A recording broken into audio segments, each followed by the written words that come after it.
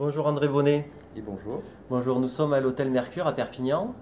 Là, vous êtes venu chercher une personnalité ici, on en parlera tout à l'heure. Mais j'aurais voulu avant que vous nous fassions connaissance.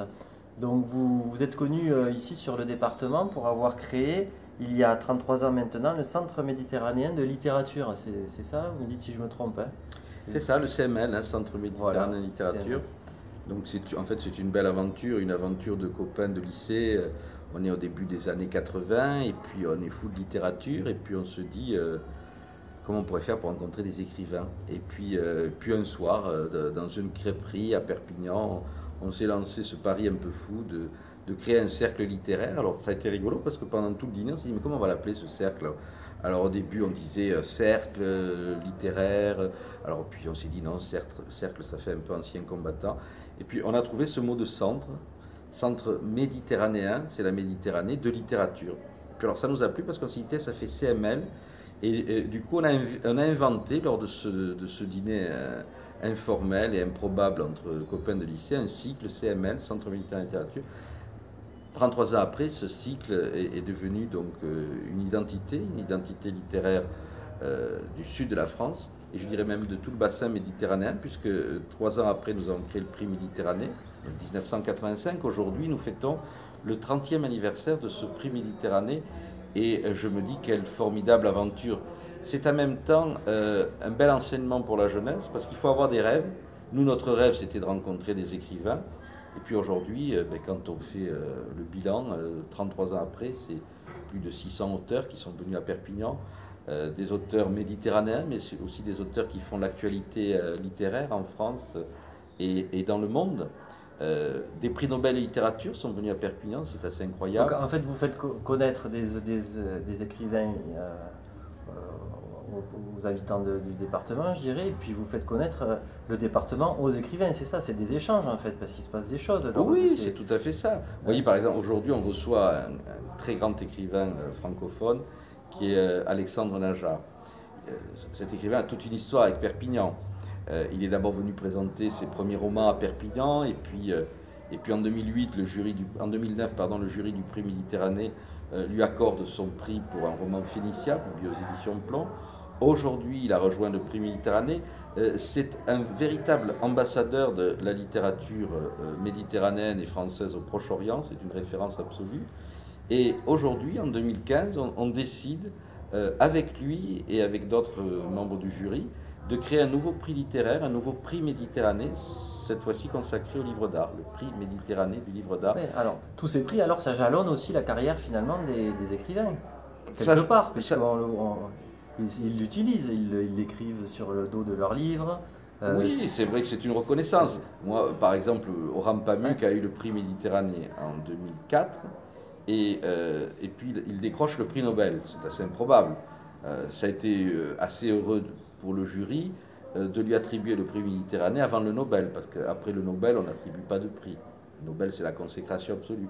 Et la même année, le hasard de la vie fait que cet écrivain vient à Perpignan, c'est un écrivain turc, condamné à mort dans son pays parce qu'il a le courage de dénoncer le génocide arménien.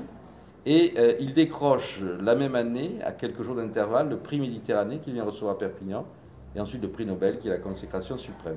Et aujourd'hui, quand Orhan Pamuk publie un livre et que je vois dans la 4e de couverture prix Méditerranée voilà, et prix Nobel, c'est une reconnaissance pour Perpignan. Parce que maintenant, les éditeurs, les écrivains méditerranéens savent que le centre de gravitation de la Méditerranée littéraire, c'est Perpignan. D'accord, très bien. Et vous avez créé ça avec une bande d'amis, vous disiez, vous avez été aidé financièrement, comment ça s'est passé? Ça s'est construit au fil des années? Ça s'est passé très vite parce que je crois que quand on a une belle idée, quand on a une belle histoire, très vite cette histoire peut trouver dans un territoire à la fois une accroche et une réalité. Lorsqu'on a créé le Centre Méditerranéen Littérature, la providence et la chance absolue, c'est qu'en fait, on arrivait d'inviter ici les écrivains qui ont bercé notre adolescence avec nos copains de lycée. Alors moi j'ai dit Hervé Bazin, président de l'Académie Goncourt, l'auteur de Vipère au poing, de La mort du petit cheval, du cri de la chouette, ça serait génial qu'ils viennent à Perpignan. Moi, au début des années 80, mon carnet d'adresses, il était vierge, je connaissais personne.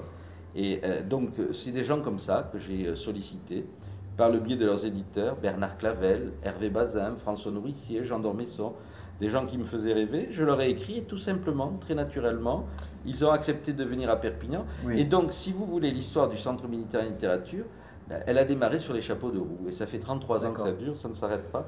Donc très vite les institutions Puis vous avez quelques dons, il faut l'avouer aussi, parce que vous êtes aussi, à côté de ça, vous êtes chargé de communication pour la Caisse d'épargne, c'est ça? Alors, vous avez chargé de communication pour la Caisse d'épargne. Alors, moi, c'est une belle histoire, ma vie, parce que je crée le Centre Méditerranéen Littérature une semaine après avoir justement rejoint la Caisse d'épargne. À l'époque, c'était la Caisse d'épargne du Roussillon. Aujourd'hui, c'est la Caisse d'épargne du Languedoc-Roussillon. Et ma grande fierté aujourd'hui, c'est que 33 ans après, le Centre Méditerranéen Littérature est devenu un grand garçon et je suis resté fidèle à mon entreprise. Et aujourd'hui, je mets mon expérience de communication, de relations publiques au service de mon entreprise, après avoir eu des responsabilités dans le secteur bancaire, dans le secteur de l'expertise des finances publiques. Donc aujourd'hui, j'apporte cette expertise au niveau de la communication au sein de mon entreprise. D'accord, et ça vous fait voyager, toutes ces responsabilités au centre du CML? Par exemple, prenons un exemple, la semaine dernière, nous avons organisé une conférence de presse à Paris avec Marina Carrère d'Ancotte, justement par rapport à un projet porté par la Caisse d'épargne, qui est la création d'un prix littéraire avec le centre hospitalier de Thuir qui s'appelle le prix Faut Lire. Et ce prix Faut Lire, donc, c'est un prix qui est vraiment parrainé par la Caisse d'épargne et qui est, je dirais, qui s'inscrit, je dirais, un petit peu dans l'ADN des valeurs de la Caisse d'épargne, c'est-à-dire le soutien donc à des publics en difficulté. Les patients du centre hospitalier de Thuir, ce sont des êtres blessés, ce sont des êtres qui sont, par le fait de la vie, un peu en marge de la société. Et des initiatives comme le prix Faut Lire, ça leur redonne confiance en la vie. Lorsqu'on est dans ce centre hospitalier de Thuir et qu'il y a par exemple le président de l'Académie Goncourt, Bernard Pivot, qui vient remettre le prix, ou l'année suivante Michel Drucker qui vient remettre le prix, en présence des patients à un lauréat, c'est à la fois respecter les patients et c'est en même temps accorder une importance toute particulière à ce prix qui est un prix à part entière. Très bien. Et vous écrivez vous-même? Ah ben j'écris, là je viens de publier il y a 2 ans donc, un deuxième ouvrage sur Sainte Rita qui s'appelle Prier 15 jours avec Sainte Rita, c'est une sainte que je vénère. Et ma grande satisfaction, c'est que ce livre vient d'être traduit au Brésil. Je suis parti au Brésil le présenter. Oui. Là, il va sortir à Taïwan, en Pologne. Il a été publié en Italie. Donc, effectivement, la littérature fait voyager. Et comment ne pas se mettre à l'écriture? Mon désir d'écriture, il est parti aussi d'un désir personnel de foi, puisque je suis très engagé dans la foi catholique. Et donc, finalement, j'ai mis ma plume au service donc, de ces figures que je vénère, comme Saint Curé d'Ars ou Sainte Rita. D'accord. On peut vous suivre sur votre blog, sur Facebook aussi? Oui, sur Facebook, sur mon blog André Bonnet, on le trouve facilement. Et puis Facebook, je trouve que c'est un outil de communication extrêmement interactif et intéressant. Oui, oui, moi j'ai des infos sur vous grâce à cet outil. Voilà, c'est un outil qui permet de... vous voyez par exemple, Alexandre Najar est aujourd'hui à Perpignan, l'information circule au-delà des médias institutionnels, donc c'est un outil, je crois, important aujourd'hui, comme Twitter par exemple, qui sont des outils de communication qu'il ne faut pas négliger.